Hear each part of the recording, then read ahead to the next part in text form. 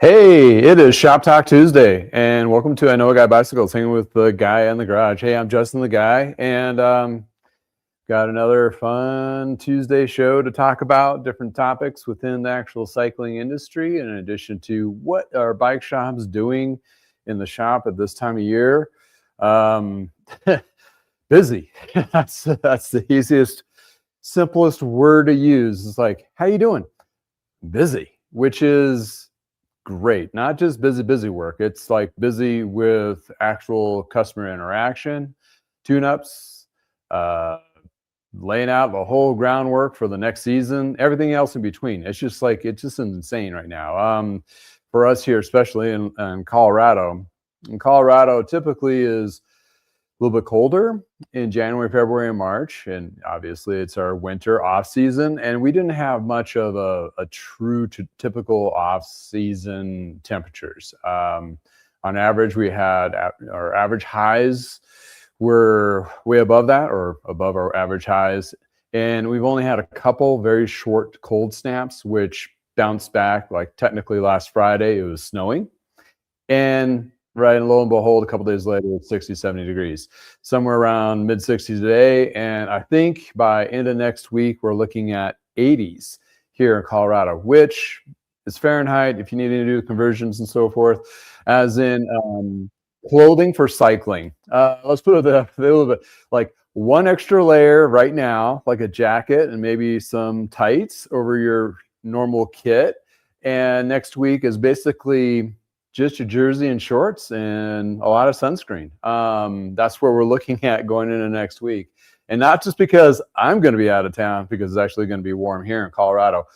We are going to Las Vegas for the NBDA, National Bike Dealers Association conference, Monday, Tuesday. In addition to, we're going to CABDA, which is a bike show, in Vegas for Wednesday, Thursday. So I'll have my family kind of mix in. My daughter's going, my son's flying out to meet us with his girlfriend and my wife as well. And even our little dogger, Chippers, is taking the road trip with us. So it's going to be very content rich, I would say, experience for 4 days, between talking to bike shops and industry leaders and all of that next week for the first conference, and then seeing what the show is, what the show looks like today. Vendors, how they feeling from last year. I went there last year as well, and there was a big shift, really kind of emphasis on service and used. Kind of leading into it. And this year, going through listening to all the podcasts and so forth from a channel like mine, we're hitting that, doubling down. We're streamlining shops. They're taking up floor space that used to be display bikes to service areas. All those things are changing if shops can do that. Because that's where what has been actually shown in the last 9 months, 12 months of what's actually been working. And the new bike lines of 2,000 above bikes to about 10,000 is a dead market. It's just bellied up. Not just because of my outside of looking into bike shops, but I primarily do use, so I don't sell a lot of new stuff, especially new bikes. But listening into a lot of the podcasts and other industry portions of that, definitely that market is dead in a lot of areas in the United States. In addition to, we are at the lowest point of imports going into the United States because of the tariff effect. These companies, even though they won the tariff battle, they're asking for their money back. It's going to be stuck in courts until forever. So they're not going to get their funding back to help run their operations. So essentially the money that they paid loans on, they still have to pay the interest on all that. So it's squirrely. I'm not going to get into the political portion of this, but the effects of what's been going on is downright nuts. But there's a silver lining for us independent bike dealers, bike shops, especially we've leveraged used, and especially if you leverage service. That's where we're going to see. the utility era, which is the new buzzword that's kicking around. All right, so thanks again for joining me on Shop Talk Tuesday. It is Tuesday. It's been, hopefully my mic is not scraping. Needed a shave, so I'm a little scruffily underneath there. Yeah, this is a safe place for bike mechanics, bike shop owners, independent bike shops, people in the industry, and well, in addition to those who just are avid cyclists or just wanting to get into it. Just kind of a snapshot of what we're looking at. As what a small shop would be like. And this is basically out of my garage. I moved everything.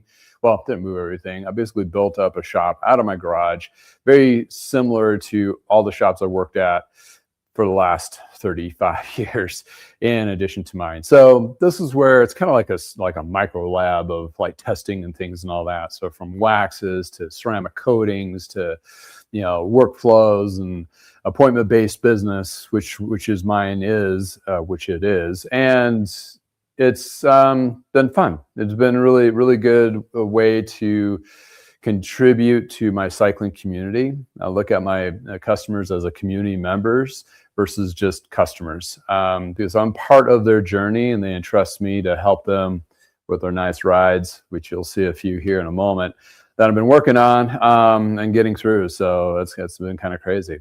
But as a social media influencer, which is a weird thing for me to say, still getting used to that. I do have a few trusted partners that I've been vetting, and they are actually helping me with this journey as I'm helping them with their businesses. And they, you know, these are the people I buy from and work with. So this is one of them here.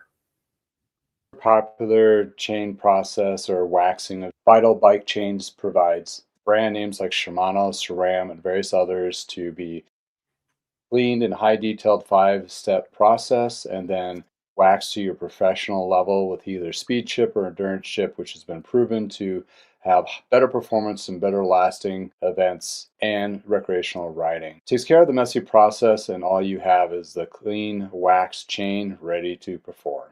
Check them out. Discount code with a link below. And also feel free to put some comments in the chat, either talk amongst each other, which is really kind of cool, or if you just want to hang out and just ask a question here or whatever, and we'll try to address that. There are several people usually in the chat that are in actually the bike industry, actually have bike shops themselves, and quite a few avid customers, and several repeat individuals like Bill from Vital Bike Chains, which I just did a deliberate plug on his chains. I did have a featured one last week on a state bike, and with his super secret speed chip blend, which was really cool and really smooth. So it was really really nice to see somebody else's waxing work, not just mine, going, oh, this is actually pretty cool. And you know, we are very similar, but yet, you know, different. But in any case, if you're looking for different brands, Shimano, SRAM, Campanolo, also some other brands, KMC, so I was drawing a blank on. He can get those pre-waxed, whatever different blends. So it's a great way with you not having to deal with a mess. Anyway, I just said all that through the promo. Anyway, thanks, Bill, for chiming in. We'll have collaboration videos coming up here, hopefully within the next month or so. I'm talking about chain waxing and so forth, and the iteration of those things, as well as what he does provide. But it's been busy, so I do apologize. I haven't been able to sit down with hardly anybody and to do very many things that I've planned in the off season, because I'm doing tune-ups like a mad drummer, and insane, and trying to ride. I mean, also riding's been insanely cool, because I think in February I was able to ride 4 times in 1 week outside with not a lot of clothes. I mean, wasn't nude or anything, but you know, like a extra layer, nothing too extreme. So it was really, really nice to be able to do that in February of all. March is flip-flops, because it is technically our snowiest month. That's what snowiest communally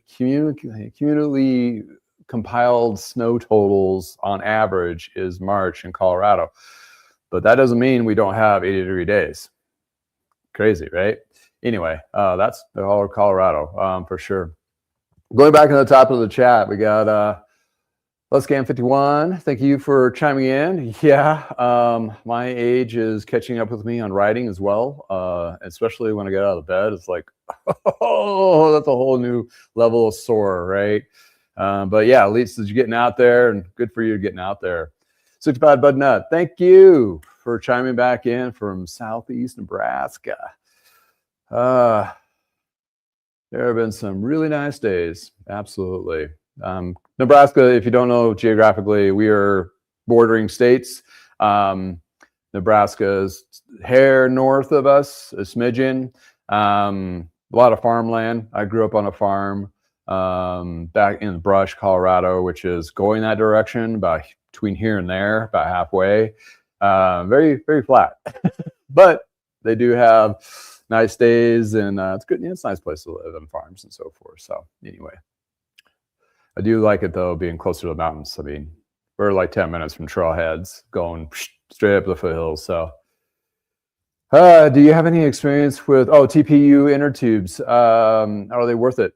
Yes, so I've had some experience. The sniff test for longevity is still out. I would believe there's still a lot of people converting. I think it's a great opportunity for those who don't want to deal with the maintenance of tubeless, because people, every 3 to 6 months you got to refresh that stuff, and either you're paying somebody like me to do it for you, or you're doing it yourself, and there's some complications. I mean, there's benefits, obviously.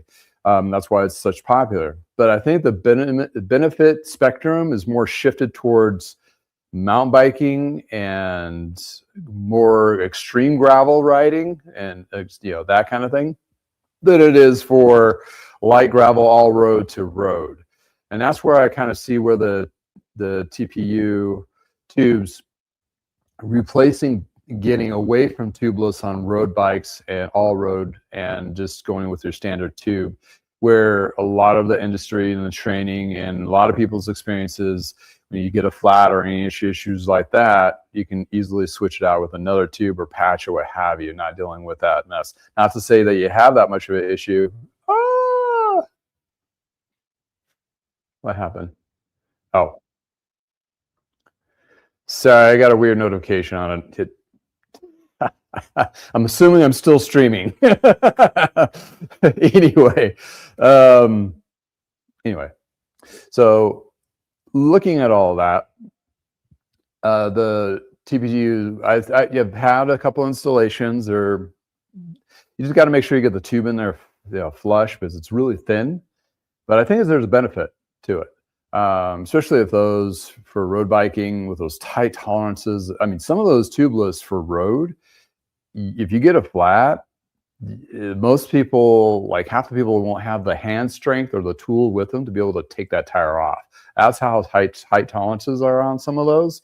I've fought a few of them. Like I have like 1 or 2 customers that come in with tubeless road, and it's like I cringe, because I know this is going to be a battle trying to get that off. They've gotten a little bit better over the years, but the older, tubeless ready rims and tires, depending on the brand, could be pretty challenging to do. So, needless to say, I definitely see there's an opportunity there. The lighter weight, some people say the flat prevention on it, they have more of a flex. They don't cut through as easy as brutal tubes, brutal rubber. To me, I'm still riding on tubes. The tubeless really falls where you want to go low pressure on your wheels, like this mountain bike behind me, this Giant. I just did a tubeless setup on this guy. Well, it was already set up for tubeless, but he swapped out with new tires. And yeah, it's a lot longer process to do. And hence the reason why he's having me do it instead of doing it himself. I mean, he knows the bears the pain of it.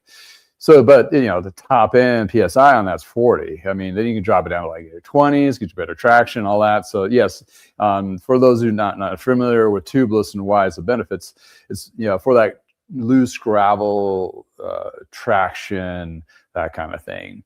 And it has some flat preventative, because there is a liquid inside there, although that liquid dries out, and then you have to clean it all out and all that. So there's benefits. I would say the tubeless is for those who ride a lot with that specific type of terrain and that particular bike. But if you have a laundry, or if you have a library of different bikes to ride, and you may not touch that mountain bike only once or twice a year, you're going to have to reflush that tubeless sealant each time you go for that experience. So it is definitely a lift. So anyway, long story short, yeah, great question. And I have, and they're actually not too bad to install and so forth. So I can definitely see the benefit of it.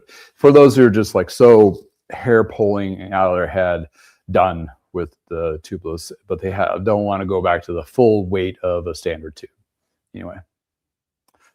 All right, Jacob Oli Z31. Yeah, panting like a dog. Yeah, it's first couple rides of the season. You know, I'm not there yet. I'm not like totally spry. I'm like, I feel it. It's fun. It's good though. It's all good. All right, who else has got in here? Low Jack Clan. Hello, guy. I got a Felt F75 a few months ago. Nice. Oh, it's about 10 years old. That's a pretty good, not too old, good sweet spot. We only got not too overly technical. The only problem I can't get modern wheel sets for it. It could only fit 28 mil. Oh, you're talking about the tire. Yeah. If it has a rim, like a rim brake caliper on most road bikes, I'm assuming it's a road bike. I'm not that familiar with Felt. I do know they have a lot of numbers and letters, but a 28 millimeter on a lot of the older standard calipers, about the max. That's where the disc systems is where you can get those wider tires. That's a benefit of those, but you add more weight, not really a braking efficiency and that kind of thing. But needless to say, there's a couple tires from Continental or like Contact tire model, something like that. They have more of a ridge. They have like traction to them for loose gravel and so forth. I'm running a pair right now, or 25s. Actually, I think they're the Pan Racer version. But any case, you can get. It's not going to be the full supple ride gush type feel like on those wider 32s, 40s, right? But if you're looking for the traction portion of it, more loose gravel and that kind of thing, you can go that route.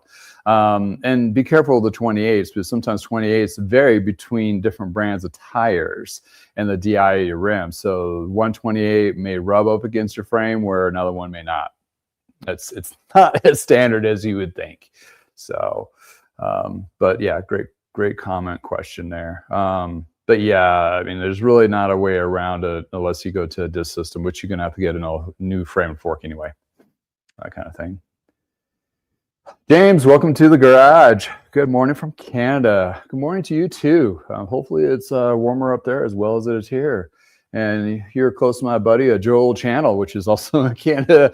And welcome to the channel as well, or to the garage. I got to start changing my pitch, because this technically is the garage. But yeah, good morning to both of you guys up there, up north, and all those others that are watching from outside our borders. You're welcome here as well. No stingent attitude here. Spring riding is coming up. My way soon, I think. Snow melting fast. Yeah, it reminds me like when we lived in Michigan for a short period of time, for a couple of years, and their winters were vastly different than we're here. And they have accumulated snow, which stacks up and stacks up and stacks up and doesn't melt off. It's always gray. And then all of a sudden you get like 3 or 4 really nice days and it's like gone. We're like, holy cow, that just like dissipated. So yeah, it could be definitely that kind of experience where you guys are up north for sure. But you Canadians, I do give it to you guys. I mean, you guys like ride in the winter, in the cold. It's like, we'll get the gear and we'll do it. Yeah, good for you.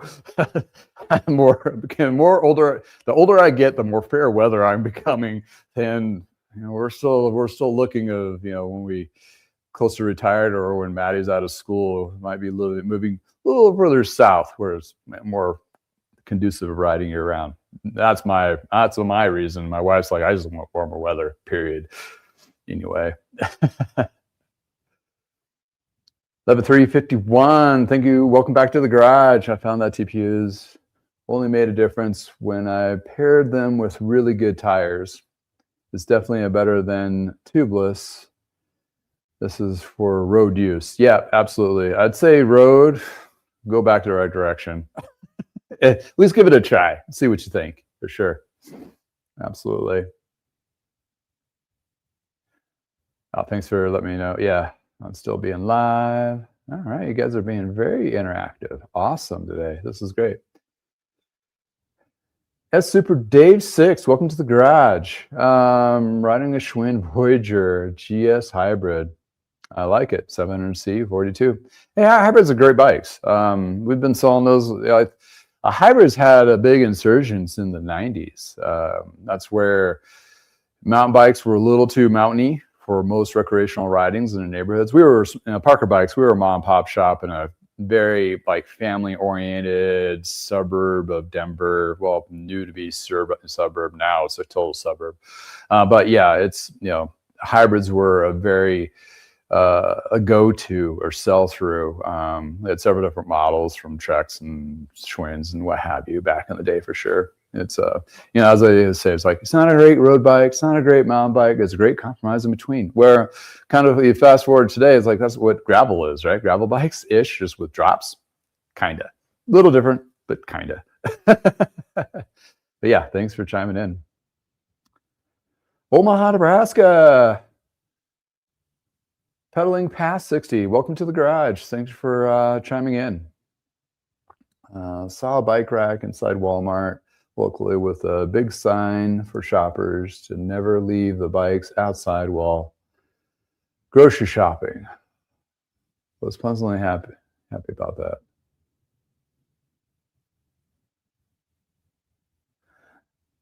Interesting. Saw a rack on.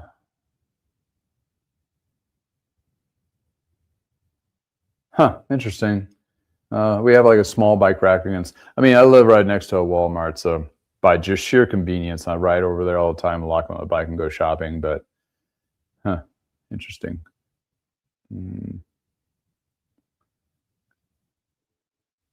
Getting these prompts from my other web browser. Okay.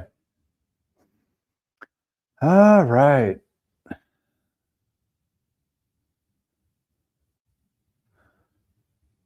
Tennis armor on my bicycles.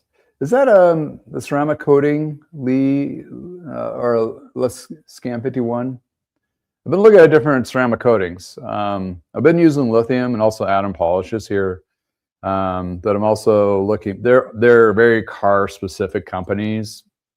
And they're great products, don't get me wrong. But I'm looking saw a feature of bikes in Wisconsin, and this guy is a fitter, 4-wheel and sprocket up there. Madison, no, not Madison, is anyway. And they did a little post of using bicycle armor ceramic, which is specifically for the cycling industry stuff. And what he was charging, finding out, for doing full ceramic coating was like it's like the small bottle, where the car industry does the little small bottle, high concentrated ceramic, and it's like a 10-year lasting kind of thing, promotional deal. And that's what I'm assuming what this bicycle armor stuff is. But yeah, let me know if you guys are using ceramic coatings on anything. Please comment. If you're watching us the replay, please put it in the comments below. Absolutely. All right, 70 degrees here in Georgia. Yeah, I'm supposed to get up close to that today here. Oh, what's that? So absolutely a nightmare for everyone to panic over. It's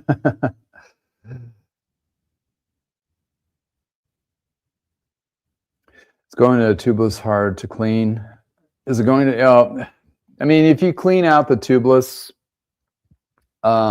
sometimes some tubeless liquids are a little bit easier than others to clean out of the tire and the rim bed. But there's tubeless removers out there. Actually, there's one I just got. And yesterday, got a little package of products and trying out this a Feto Mariposa, which is this stuff right here. It's a Italian brand, European brand, and what intrigued me about them. They also have a sunflower wax drip lube that goes on your wax drivetrains. But this is their latex remover. Got this to do detailing, to be able to take off the spray of the latex from tubeless that blow out on your mountain bike or whatever bike, and you're trying to clean the frame off. This is stuff that does that. Also, you can submerge this or submerge your valve, tubeless valve core in there to help clean it out. This is the stuff here. Small bottle, pretty pricey, but it works pretty well. You can use a little bit of this to kind of clean out the rim bed, to get all that extra gunk off. And the tire itself, it's like one of those, man, it puts me back in the day when you played with rubber cement. That's you just kind of peel it off, and it takes some time. But sit in front of the TV and watch a hockey game. Peel it off, and then you're good to go. Or maybe it's time to get a new set of tires. Probably is the best way to go, to do something like that. And then again, you're not limited by tubeless. You can use your standard tires.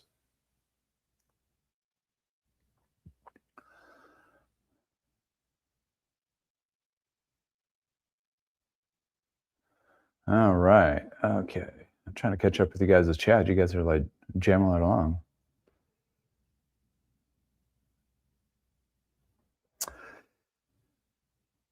Oh, I got Tannis armor is, I'm sorry, those are the tube inserts, right? I just went on this whole tangent about ceramic coating. The tube inserts, they can be tricky to put in. I haven't done very many of those, but the ones I had were something. Okay, James, you've had personal experience buying bikes from retail shops have been horrible. They sold me a bike, then told me it was a final sell after taking my money, said no warranty. Weird. Yeah, most new bikes have warranty, or at least warranties through the manufacturer, that kind of thing. So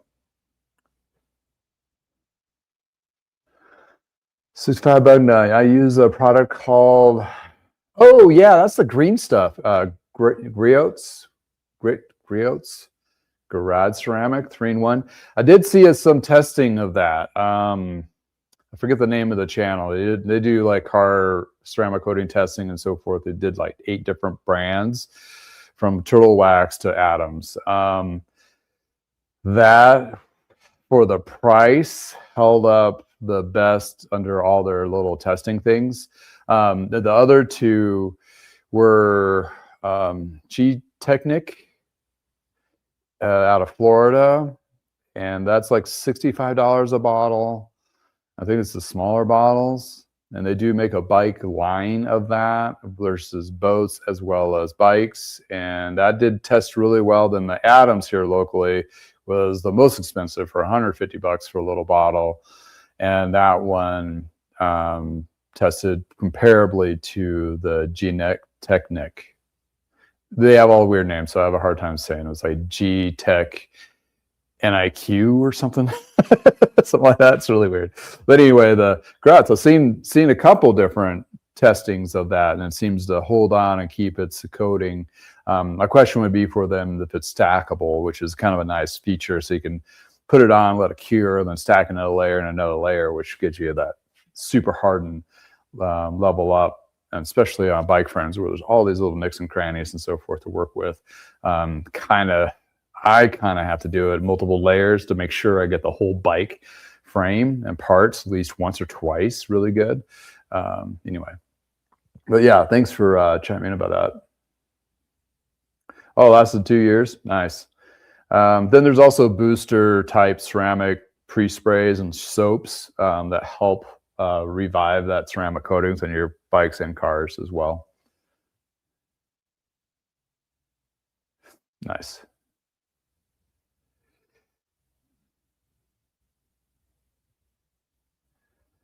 Okay, inserts. There you go.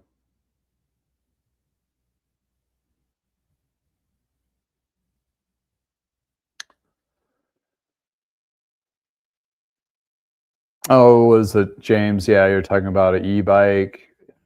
Some of those e-bike brands are, well, Rad Power, they went all totally down, and yeah, there's no warranties on them anymore until the new company takes over.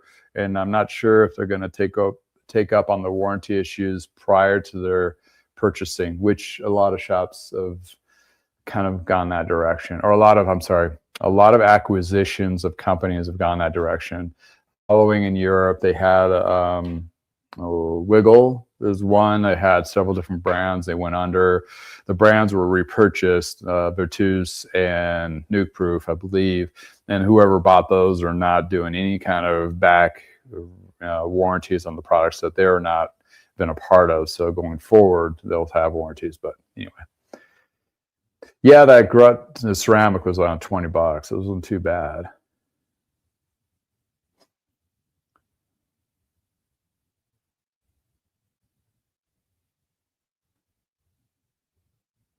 Oh, the new Tiger 11 speed? I haven't checked that out yet. No, on that. Anyway, yeah, you guys are really chattering. So yeah, the industry, unfortunately, on some of those brands, and talking to Josh at Precision E-Bike, I didn't realize it was like so many different bike brands have flooded into the U.S. market, at least for sure, if not worldwide. And with those particular, a lot of those brands, they're fly by night, they'll be gone. And when you have the bigger brands that he carries, that've been around for a while, they've expanded in Europe and all those things, those it will be a better, but they also cost a lot more. So there's definitely a cost factor to that. But if you're looking for a budget friendly e-bikes, it's kind of buyer beware still. I mean, even in the United States, stuff is still getting in here where batteries could be questionable, motors could be questionable, safety is always been a question for a lot of those, for sure.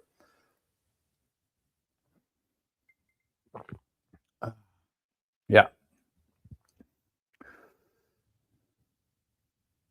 All right. So yeah, talking about the other topics, basically, obviously the title, bikes, new bikes specifically, except for anything that's under $1,000, which is like the sweet spot of this, is going to be the only ones that are going to be wins, and what companies are going to be the wins of that. But before we do that, I need to take a quick grab some more warm coffee. So.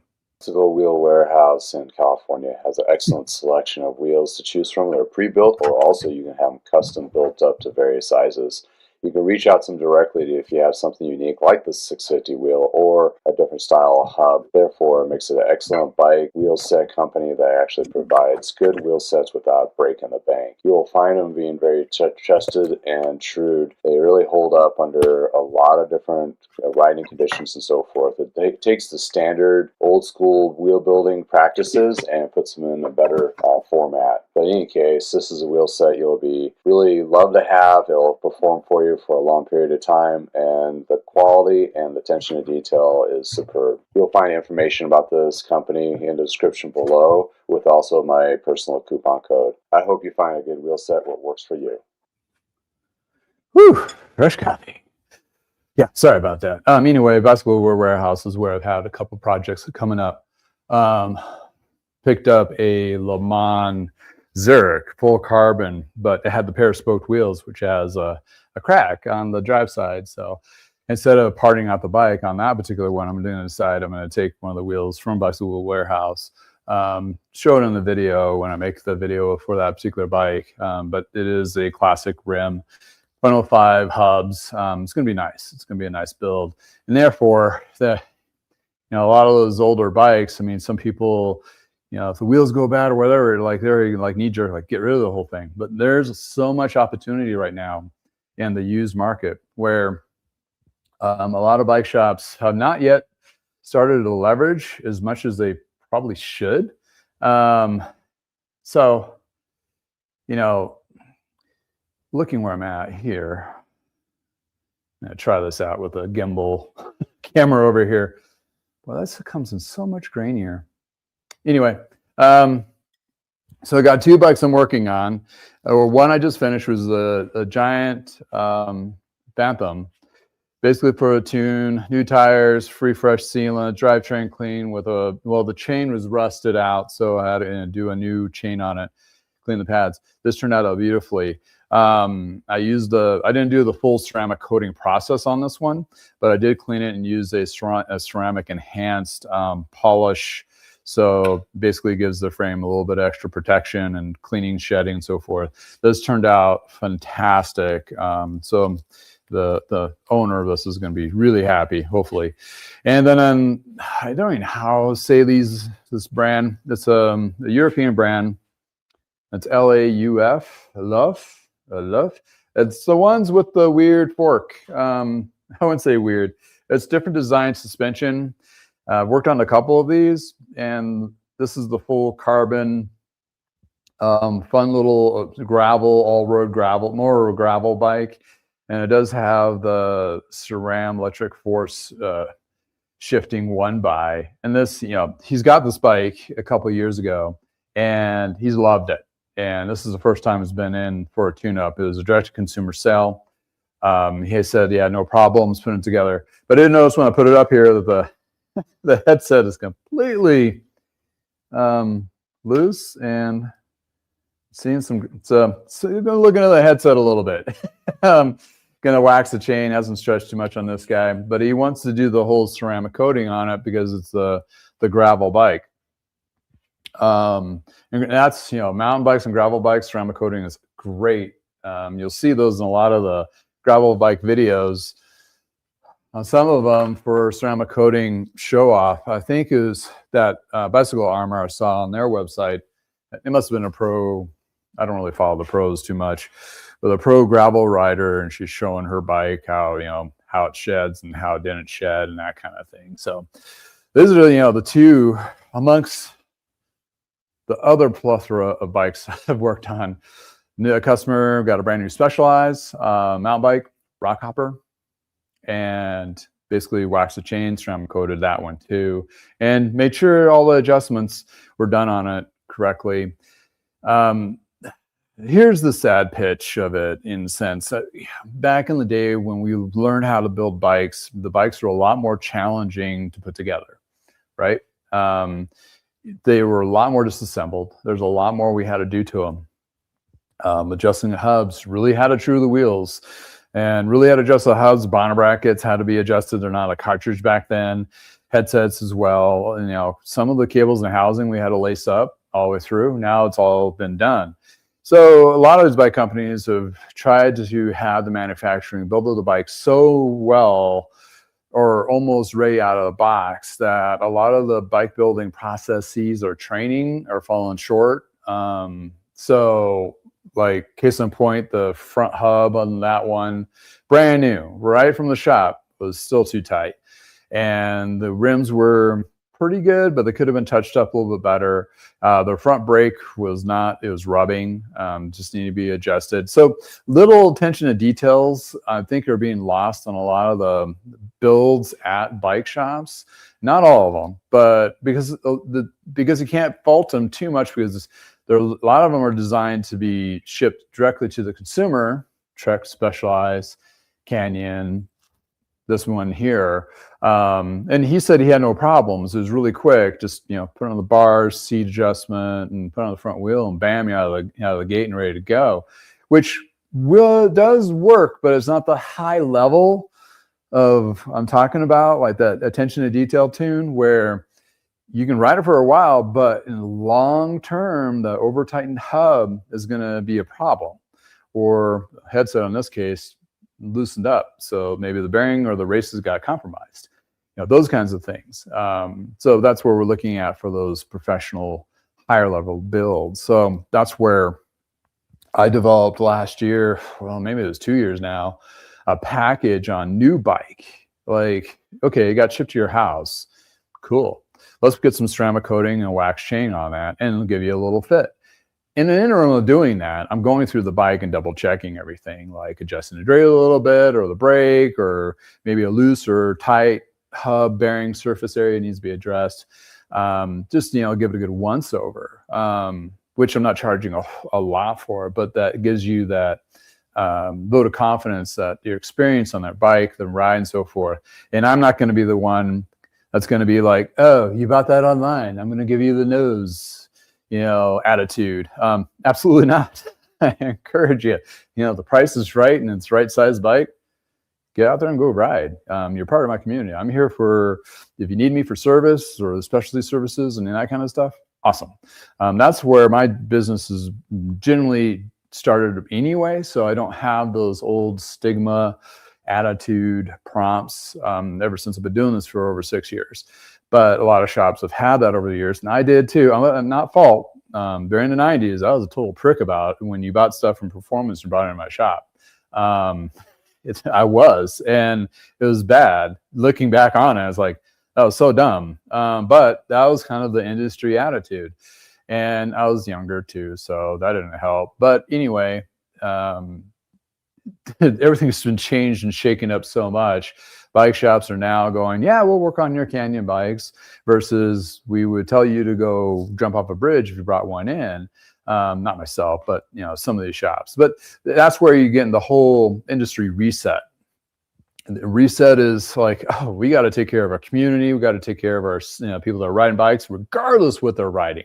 If they buy at Walmart, fine, because they don't provide a bike that's $600 with nice componentry, or a gravel bike for they're under 300. I mean, come on, you can't blame them. So therefore, if you're there and you assemble it and you keep them going, and they get in the riding and they want something a little bit lighter or something else, they might come to you for that next level. Either it's a used bike or new. So as I mentioned before, I think this next 3 to 5 years is essentially bike shops, so the traditional bike shops that sold 89% of their income was off of used bike or new bikes. That's been shifted now to used and service. They're going to be trying to cultivate their communities as an investment for 3 to 5 years from now, where people may have the income to looking at new again, and the bike brands that bring the prices down, hopefully, to do so in that case. So anyway,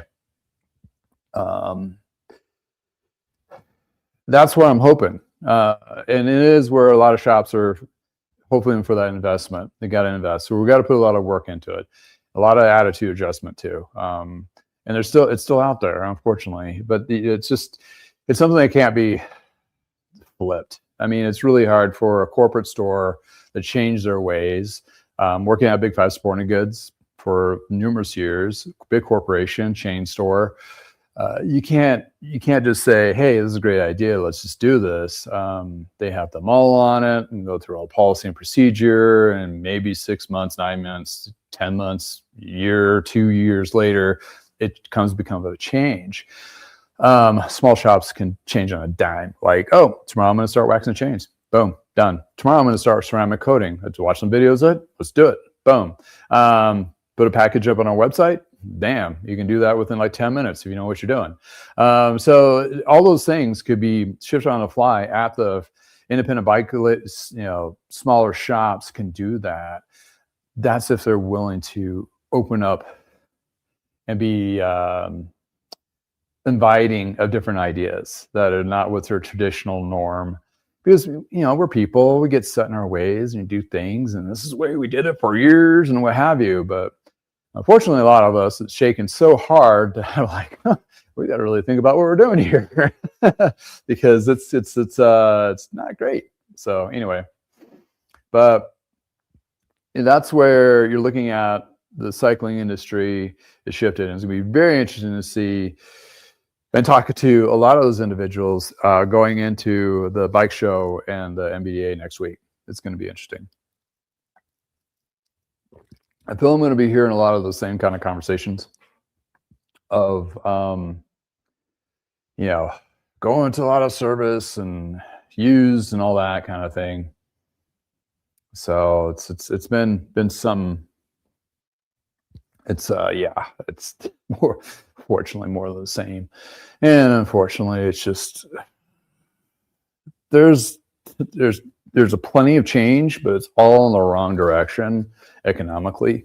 Last week, the unemployment numbers here in the States was totally shit, and inflation's up, and then we're causing gas prices to go up and all that kinds of things. And that's just, and when it doesn't matter. It's like you're telling everybody that we need to we need to go through this hump before it gets better.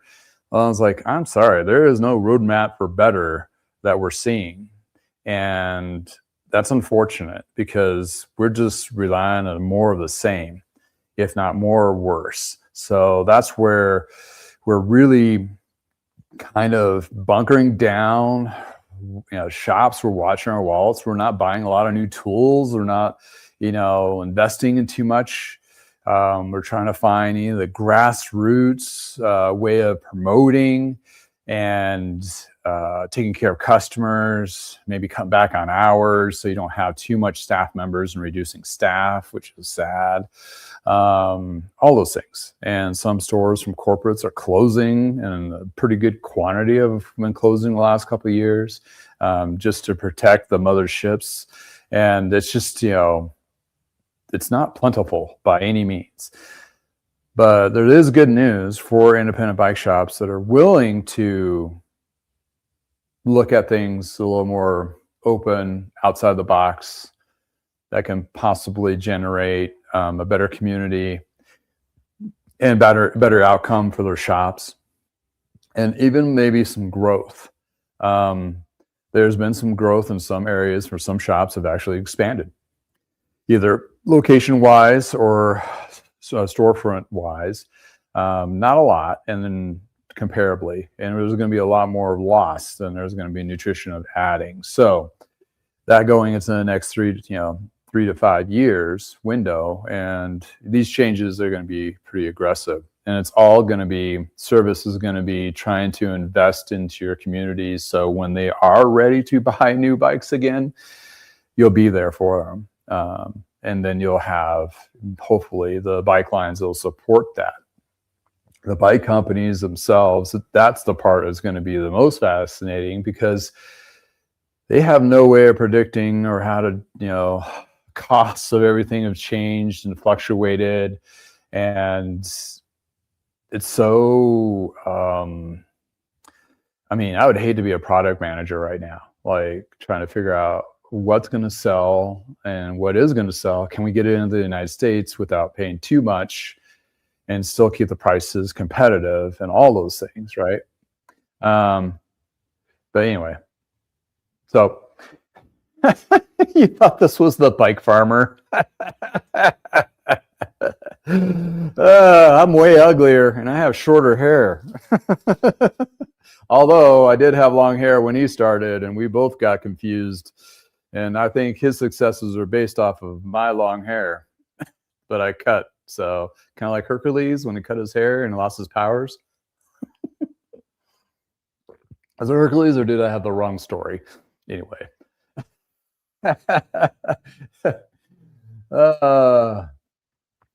Yeah, Witch Durrell 69. That was quite hilarious. I haven't seen that comment in a while. I've seen those quite a few, like when I did have long hair, but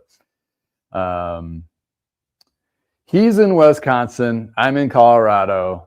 Different demographics. He works on lower end stuff. He's more grit, and I wouldn't say higher end. It's our markets are different. I'm still have a bike shop. He closed his down because he got successful being a social media influencer. So he's no longer a bike shop person, or he's a former bike shop person. What would you say?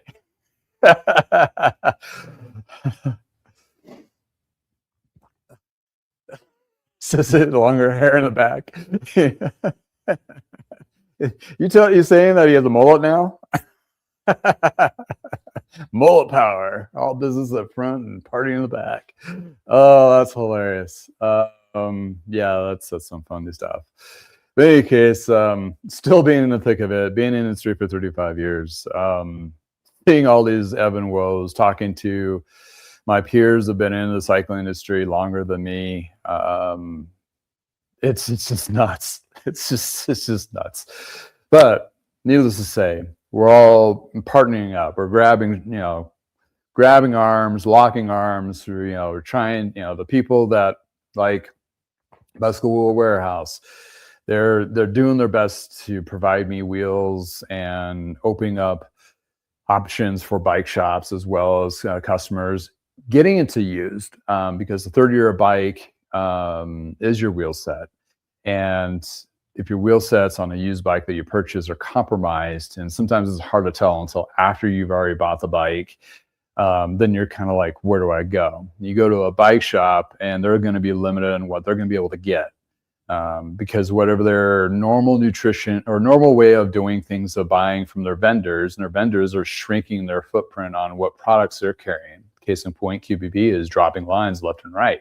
Those lines are basically being left for themselves to fend for themselves. That said that right.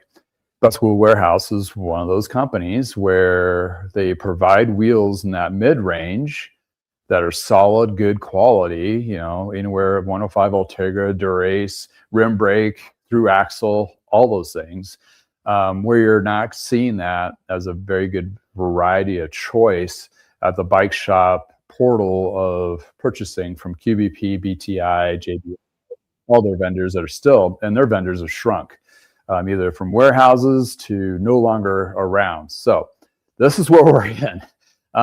So when you're looking at them or Contito Road, which carries Connex chains and that other brand, the Connex chains, it might be something that you may not be able to find that one chain or what have you. Well, they'll have the speed and what have you, and it's good quality German steel chain, that kind of thing. Or if you want to elevate your chain, it's kind of like the, as I put it, it's kind of like the Chris King parts of chains. You don't see them OEM very much on bikes, but you do see them on a lot of high-end bikes. That's the Connex chains. It's like high grade stuff. They do make a stainless steel chain too, which is really nice for a lot of markets and a lot of usages.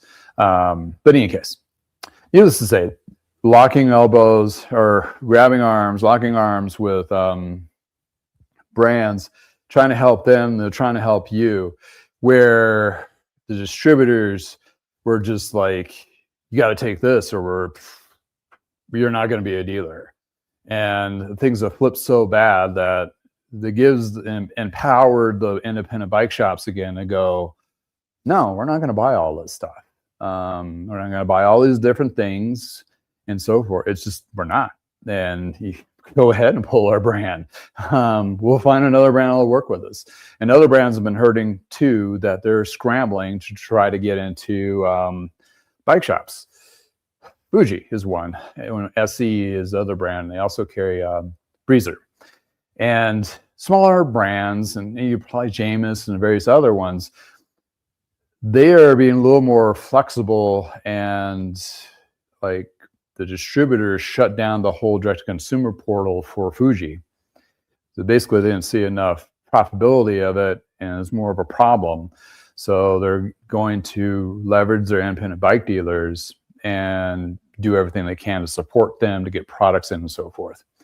But until they start bringing the price points down on those bikes, it's really going to be falling on deaf ears, because like I mentioned before, the market's changed. Anything under $1,000 MSRP will sell. Anything over $1,000 MSRP will not, until you get to the $10,000 price point.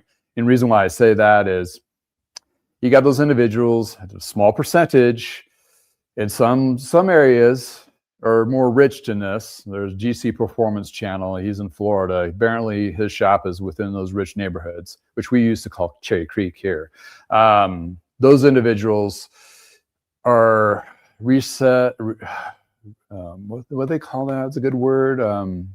They're resistant to any kind of economical turmoil.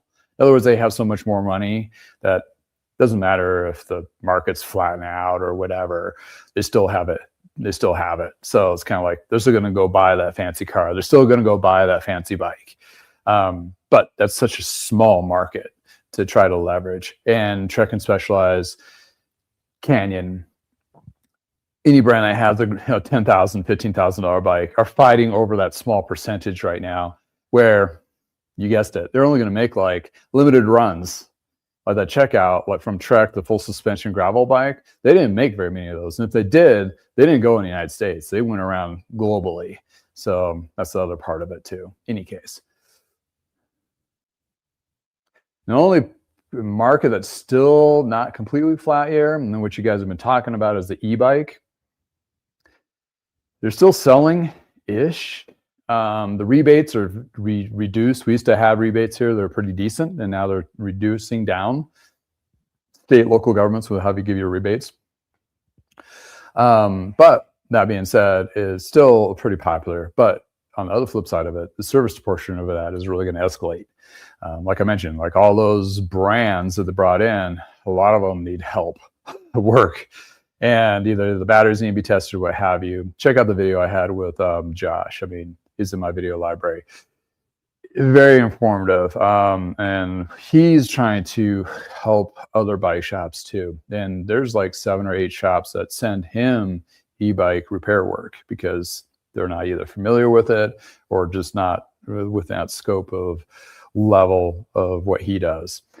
So he's trying to empower bike shops to have a new tool is coming out with, not a physical tool, it's a program tool to help a lot of bike shops cut through all of the confusion and be able to directly cut out time for them to do the job right the first time and have the proper tools to do so. So watch for that to be coming out. Hopefully I'll have a more specific video on that one later this week. I have the footage. I just need to have time to edit it. Again, I'm a bike mechanic doing YouTube, which right now I'm service loaded. Pretty much every time I open my garage, neighbors will drop by like, here, can you work on this? I'm like, oh my goodness. I'll get to you in a couple of weeks because I'll be out of town next week.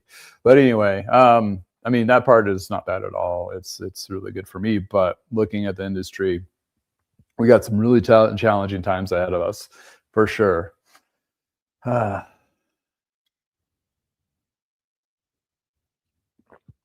you guys are talking about like the e-bikes. The full throttle ones really kind of make me nervous, really, especially with kids on them.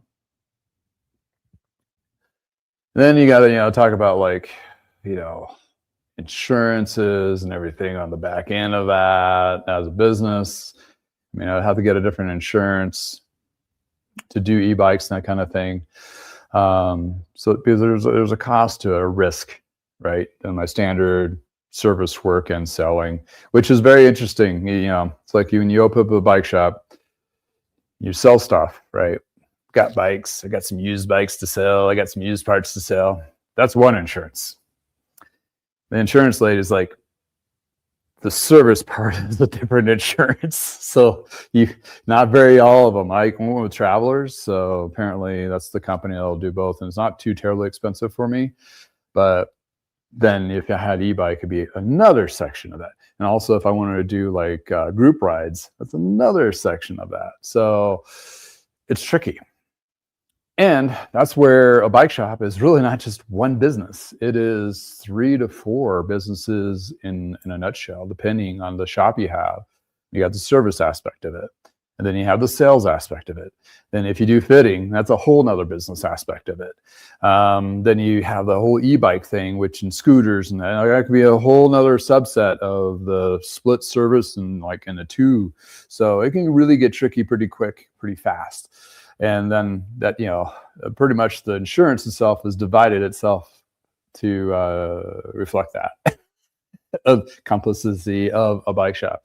So when you look at that and you look at how the market has been flipped upside down and sideways and twisted and ringed out, trying to get parts this season might be a little tricky. We're not going to want to buy a lot because we need running capital.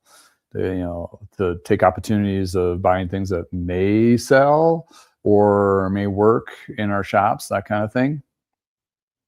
So that being said, it's if a lot of shops, if they have the ability to go into service and leverage that to offset the loss of sales as well as used, a lot of shops have gone that direction. They found that really hard and quick last year. So they're doubling down on that. Then they're trying to figure out, well, how do we get more customers in our store? Well, how many community members in your store. If you're a bike shop or an avid cyclist, what's drawing you to your local shop? Is it something in the yellow pages? You know what the yellow pages are? Is it an ad on one of the ad feeds when you're watching your HBO and like all of a sudden a bike shop ad shows up out of nowhere? Or is it, part of like your Facebook feed or Instagram feed? All of a sudden this brand is being populating in your feed. And those all have a pretty significant cost to them. A lot of bike shops don't have that much of a marketing budget, if any at all. It's usually a lot of it by hearsay, good customer service, repeat customers, spreading, that kind of thing, where there's a huge substantial, do it right, you get a huge substantial growth, but that takes time. And quite honestly, doing the whole YouTube videos, social media posts and all that, that's a lot of time. But there's a trick. There's a way to make it a little bit easier for you. And those who are in bike shops right now, or anybody that wants to do influence on something that they're into, like avid cyclists that just likes does mountain bike rides or gravel rides or road rides, or I don't know, watch turtles go through the forest, whatever. There's been a lot of success so far, and I mentioned this before, and I've seen some shops have started leveraging this out of the, they basically didn't touch anything, and also now they're starting to put a social influence to it. It's the short feeds. TikTok basically plowed the way for this, right? So the short feed of 3 minutes, okay. Short reels, whatever you want to call it, whatever platform you want to use. It's a 3 minute, up to 3 minute spot. When you shoot a video, you can get a lot in 3 minutes. You don't have to overwhelm it in 3 minutes. People don't want to see like compacted bullets being shot at them. I mean, they don't want to duck for cover every time I see your video. But if you have a digestible short where a normal flow, feel, a little educational, something intriguing, something with a hook, and like, hey, check it out next time. Those are the videos that work really well currently. And those are the videos that the other platforms are competing, and their algorithms are being set up to compete against the TikTok thing, right? And you're like, well, the whole TikTok thing over? It's like, no, they're still battling out. They're trying to figure it out. So that being said, there's one shop, I've seen a lot of those videos on Instagram and Facebook, and I follow the shop, and it's BL Bicycles in Pullman, Washington State. It's a goofy guy, has a crazy laugh. I think he laughs in every video. And it's a short hit and run. He has over 50,000 subs on Instagram already. I don't know how long he's been doing it, but the thing is, he has a video go out every day. It's a 3 minute or less video. To do this yourself, to shoot it, to edit it, to format it, to get all the SEO text, which AI really helps you with all of that, and the hashtags and all of that, takes me 15 minutes. End to end. 15 minutes to do a 3 minute video, to post it on 4 different platforms: YouTube Shorts, Instagram Reels, Facebook Reels, and TikTok. Once you get the video up, you just copy everything over and load it up and send it. Hit it on the times that are more favorable for those videos to hit in those particular platforms. And lo and behold, I've been doing this for a couple of weeks now. I mean, I've been doing it every day because I have other content that hits on certain platforms, and so I don't want to cross over too much. But I've been a little more consistent with it. And like one of those videos on a Klein mountain bike just blew up. Okay, what's this doing for you as a shop or a content creator? This is getting you in front of people. This gets you in front of people telling you, I'm actually doing stuff. I know how to do stuff, and I've been working at it. And basically, you're taking the wall away from the bike shop and exposing the bike shop service department, where we're a whole bunch of characters. I mean, some are with strangers, we're nervous as kittens. I mean, we don't like talking to people. Most mechanics do not. They're just like socially awkward with new people. But when they're comfortable with people, they're kind of weird and funny, and they're fun to be around. The conversations we have are just nuts, right? So, and a lot of us bike shops have been in the bike shops for years. We know this. But when you open that up, it makes it inviting for somebody that's just starting to get into riding, or been riding for a while, or really passionate about their machines. I mean, they're like, this is my ride. This is what gives me sanity. This is what gives me my health. This is what gives, whatever the case may be. And if you can present your shop to be more inviting, community feeling, I mean, you can be high end and still have that community feel, but you got to show them that community side. You got to show them like you're real people and do really care about what you do, not this arrogant attitude of all we do is carry Dura-Ace in red, and if you're majority of the customers out there are like, what the hell are you talking about? Super high end componentry. I mean, it's like, you got to give, like the softer side of Sears, right? That's what you need to shoot for. So when you think about making those videos, hit that. Wheel and Sprocket Star have been just doing some tech ones, which is fine, but Park Tool has done that for years. So I'd suggest be more, show who you are, what your niche is, what you're passionate about, and what's cool about what you're passionate about. Not just like, I'm really cool about this, really like this high-end, GC Performance really blows me away, because all he talks about is the high-end stuff all the time, until he had one video once talking about a bike that came in. It was a Walmart bike, Ozark Trail gravel bike, and the customer was going to put in like 8 times more money into what he actually purchased the bike, like wheels and a drivetrain, basically about the frame and fork essentially from Walmart, and the rest of it was going to be compiled with all this high-end tech. So he was talking about that. That was the first time I saw a video of his that actually showed a little more of like, a realistic side. So in any case, it is a very impactful tool. And it's so much so that thank you for watching me on YouTube, because it makes this channel. And those who have actually been watching me that live in the local area of the Front Range of Colorado have become my customers in real life. 80% of my business is driven by social media posts, videos like this. It took 3 to 5 years to get to this point, but it is my safety net. Those customers are ones that are dropping bikes off in January and February, making appointments, have multiple bikes. That made me steamrolled me basically, and being busy in January, February. So those investments, and I've just, now I was doing long content and trial and error and all this other stuff.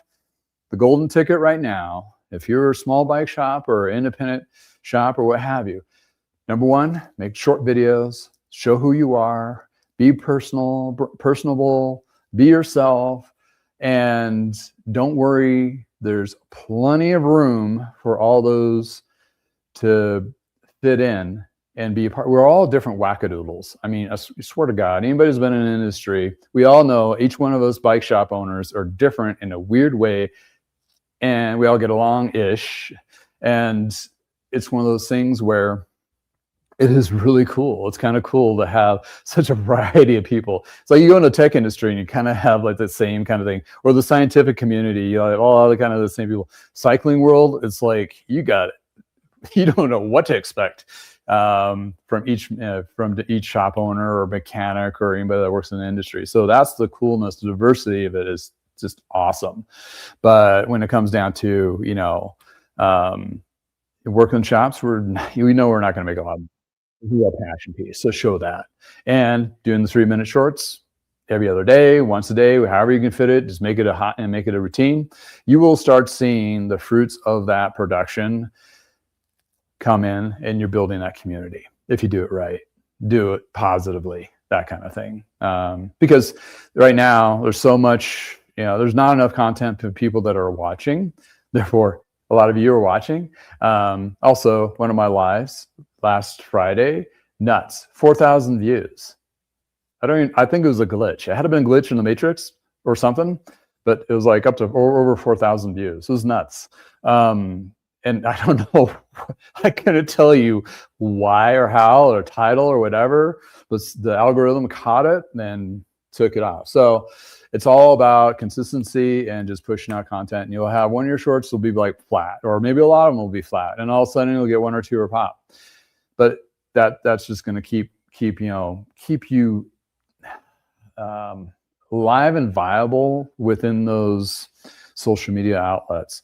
And when you have a website and somebody looks at your website to bring their bike to your shop and they click on a Facebook icon and they don't see anything that's current within the last month, they think you're out of business. So you got to keep all those icons fresh. Any case, that's a lot of business back-end talk anyway, but I'm trying to help those or navigate this, because when I do chime into those talks on NBDAs, like, yeah, I do the Facebook, Instagram shorts, kind of thing, and it's been very positive. They're like, it's like oh, I never heard of this.